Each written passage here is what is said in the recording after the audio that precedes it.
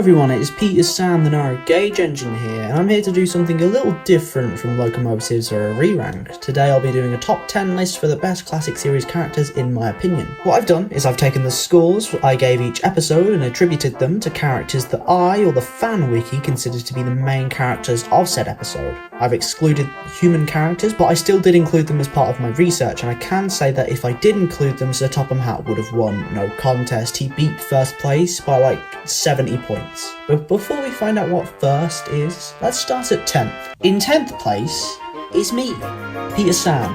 Hi, how you doing? Peter Sam is included in a lot more episodes than I realised, especially later on. He had side roles in the grand opening and 40 Whistles and had a few of his own episodes like the Refreshment Lady's Tea Shop and Special Funnel to keep him high up. I do have a bias for the guy, because obviously we have to be repping the mascot, but still, I genuinely think he deserves this. My favourite Peter Sam episode is You Can't Win, because it's so entertaining to see his shit handed to him, as much as I love the guy. What a fucking lad. In the end, he got 51.5 points. In 9th place is Scarlow. Scarlow's not had a good time of it, but what's helped him a lot is his inclusion in almost every Season 7 Narrow Gauge episode. I think the only one not to have him in a role is Rheneas and the Roller Coaster, so this boosted up his points quite a bit to a commendable 56.5. My favourite scene with Scarlow is the ending to Four Little Engines, the George Carlin dub specifically. I'm one to definitely lean towards Michael Angelis in everything. If he has a dub of it, I'll listen to it over anything else. But this seems to be the exception to the rule, as oh my god, George Carlin killed it in this one. It's so moving to listen to and fills my heart with such wholesome energy that I just can't help but fall in love with it. If you haven't heard it yet, I'll play it now. Old engines can't pull trains like the young ones can. They can if they're mended, Old Faithful, smiled his driver. And that's what's going to happen to you. You deserve it. In 8th place is Duck, which is very fitting. Duck, despite having a thin arsenal of episodes in later seasons, does have such a good list for seasons 2 and 3. Pop Goes the Diesel, A Close Shave, All at Sea. With such stellar episodes that he's a part of, it's no wonder that he made it to the list, even if his introductory episode is a bit weak. Duck is a fan favourite, and I hope that those of you who do love him will be satisfied with his placement on the list, with a final total of 97 points, which is such a leap from the previous two totals. In 7th place is Toby, which again is very fitting. Toby is such a good character with great episodes and a compelling origin story. Almost every episode that he's a part of is enjoyable, with a few exceptions, namely Thomas in Trouble and Toby's Windmill, which aren't the worst episodes in the world. The best Toby episode is hands down Toby and the Flood, which is so dire and intense with a great theme which plays throughout. It's practically perfect and one of the best of season 5, an already impressive season with amazing episodes. In the end, our favourite steam tram gets a total of 102 points.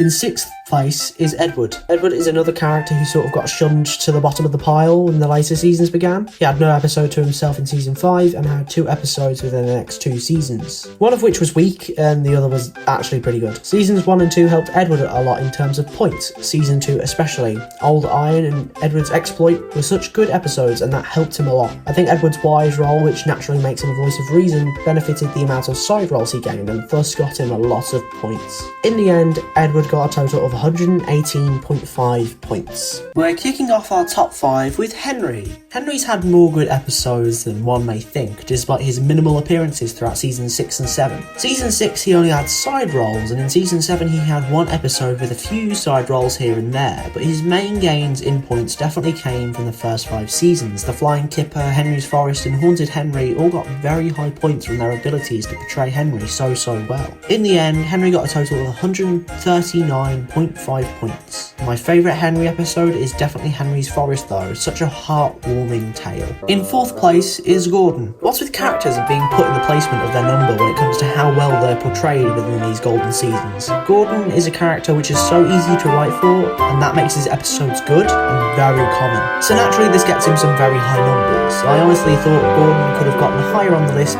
because of this, but apparently not. Some of the best Gordon episodes include Gordon Takes a Tumble and Gordon and Spencer. My favourite has to be the former of these two because it's both got a memorable crash and a compatible story that helps it become that much more iconic. In the end, Gordon racks up a total of 168.5 points. In 3rd place is James. James was always going to score high because, like Gordon, he is pretty easy to write for. Although, unlike Gordon, it can get old, him banging on about paintwork all the time can get boring, so I was surprised to see him get so high. Although I suppose the paintwork thing didn't really start happening much until the hit seasons. Like, yeah, it was there, but it wasn't as annoying. The best James episode in my opinion has to be James and the Queen of Sodor from season 7. It's everything amazing about James, and yes, I know it more or less revolves around paintwork, but when it's done right and done in a different way, I can enjoy it. James gained a total of 178.5 points. In second place is Percy. Percy got a lot of attention from every season. Season 1 introduced us to him and gave him a starring role or two. Season 2 gave us classic episodes like Percy Takes the Plunge and Percy's Predicament, Ghost Train and Percy and Harold, so he got a lot of exposure and thus more points. Season 3 is the same deal. He got a lot of exposure, the first 2 episodes having him in starring roles no less. Percy makes appearances throughout season 4, but he's more pushed to the side in that to make way for Stepney. Season 5, Percy gets starring roles in more episodes, like Put Upon Percy and Bar, and this stays true for season 6. Again, Percy is pushed to the side when season 7 arrives because of the 5 new characters they introduced, but he still gets his scenes and an episode to himself. Percy is consistently used a lot throughout the classic series, and thus that makes him rise to the top end of the list. I'm sure it's no surprise to you that Percy's Chocolate Crunch is my favourite Percy episode, as it's my favourite episode of the entire franchise. Percy got 239.5 points in total, one of only 3 characters to achieve that 200 mark. In first place is, you guessed it, Thomas. The number 1 engine was of course going to win this, in due part to the amount of good episodes he has, like Trust Thomas, 3 Cheers for Thomas, and Thomas and the Breakdown Train. But it's also because he had a lot of exposure, with his face being the one on the DVD covers, the toy packaging and the clothing range, so they had a lot of instances where they did Thomas in a bad way too, like in It's Only Snow, Better Late Than Never, and Thomas and the Guard. But I'm pleased to say that the good definitely outweighs the bad here. So what's my favourite Thomas episode out of the bunch? Well, it may shock you to find that it's Thomas and Bertie from back in season 1. I'm not a season 1 fanatic as most classic series lovers are, but this is Thomas at his finest, competitive but not a complete twat face, and it's enjoyable to see him prevail. In the end, Thomas got 293.5 points. So that's it. Obviously the real winner was Sir Topham Hatt, because he's the main device of moral law in these episodes, so it was obvious that he would be a part of the most episodes. It also didn't help that he controlled the narrow gauge railway, which made his roles within episodes increase. The best Sir Topham Hatt episode is hands down Lady Hatt's birthday party, which gives Sir Topham some more character and some humour. But until next time, that's all from me. Have a good one. Bye bye.